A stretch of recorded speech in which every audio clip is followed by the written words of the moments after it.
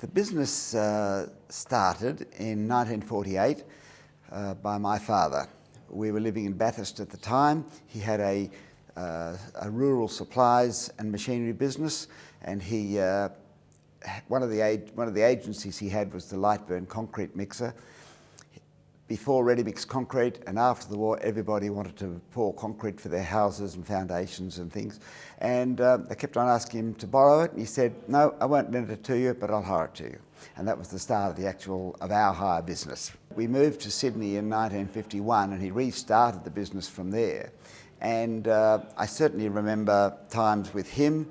And in the early days, it was a great source of earning pocket money for cleaning the concrete mixers. When I left school, I then worked in the business when I was very young for a year, decided I wanted to change, so I went out and worked in a couple of businesses for a little while, went overseas, and by this time my brother had bought Dad out of the business, and he asked me to come back and manage the hire business, which I did. But then when I came back through America, I saw what they were doing in the rental business over there, and that's what really inspired me and gave me a vision of what could happen in the rental business. And I think that they were probably 20 years ahead of us at the time. And so I came back and saw this pretty second-rate, scruffy business and said, well, we've got to sort it out. And so that was my job, and we did it very quickly, and it gave us a great start in the industry because nobody else was doing that. We were the leaders. What we've done that my father inspired us, I guess, was that he was straight, he was honest, he was open, he was a great salesman. He really engaged people in a conversation and ended up selling them something. And I think that the thing that we've really learnt about business is that if you're straight and honest and you're not trying to pull anything over people's eyes, then they like doing business with you. And I think that's probably what we learnt from Dad. Yeah, we didn't know anything about the FBA until about 8 years ago. And my brother Nev and myself were in business for 27 years together as partners. We had a great relationship, we worked well together, but our interests were moving apart. We had started the self-storage business in Australia. It was Nev's idea, and he had started that, and that's where his interest was. In 1991, we decided that with the next generation coming through, we were concerned that they may not get on as well together as Nev and I had, so we decided to separate. And we did that financially in 1991. It was a total separation.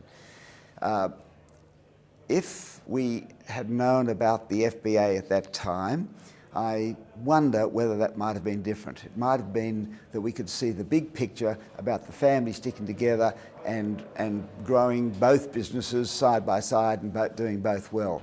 So I learned about the FBA about 8 years ago when I was actually invited to talk to the FBA down in Hobart, and I talked and stayed at the conference and started learning a little bit about it. We joined and went to a couple of more conferences and started to understand it and learn more about the issues that we didn't even know we had or that we may have. And we actually then started getting involved in,